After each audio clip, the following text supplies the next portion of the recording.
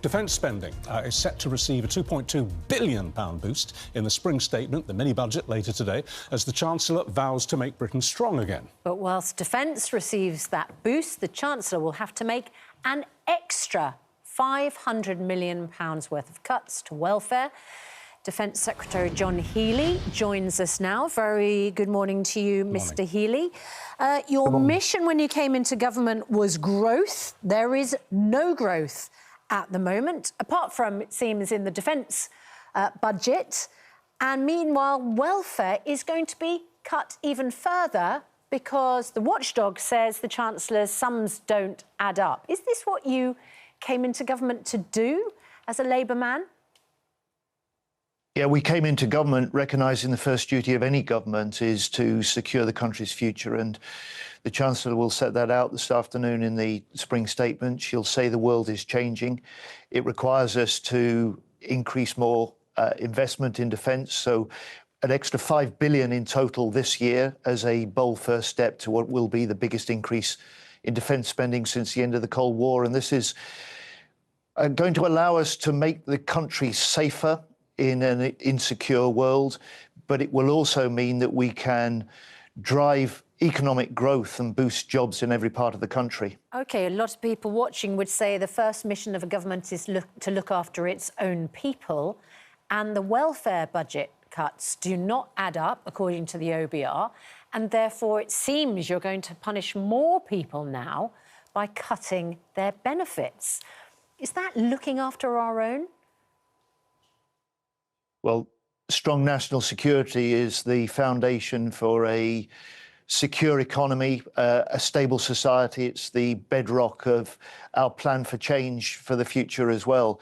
And on welfare, just as we will see across the board, the Independent Office of Budget Responsibility has a process. They'll set out their figures this afternoon, and the Chancellor, and I can't and won't preempt what she's got to say, will respond to that in the spring statement.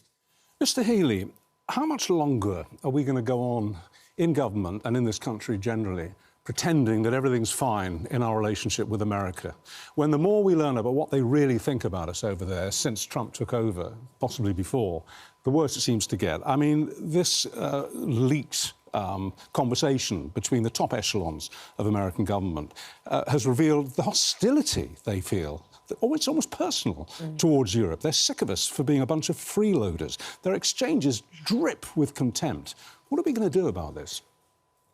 Well, first of all, I'm Defence Secretary, and the UK's security relationship with the US is uniquely deep and long-standing. And that was the nature of the discussions I had with the Defence Secretary in Washington earlier this month. We do things together that no other nations do.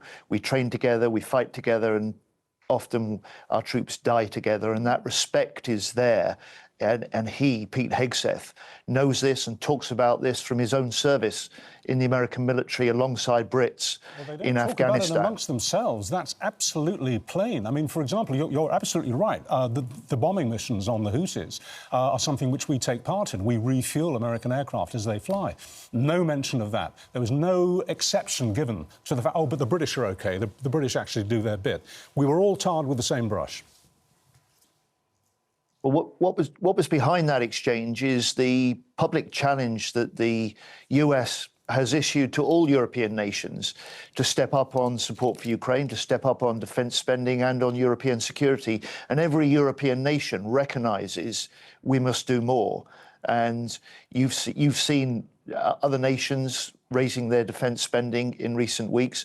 In particular, you've seen the UK leading the way with the announcement the Prime Minister made last month on what will be the biggest increase in defence spending in the UK since the end of the Cold War, a vindication of the commitment we made at the last election, recognising that the world is changing and that we're entering a new era of threats.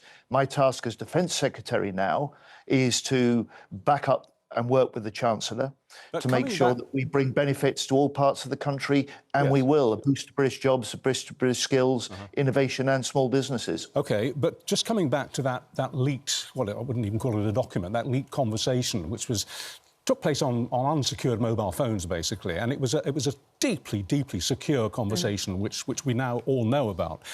Can we trust the Americans with our secrets? I mean, we do share all sorts of security information with Washington.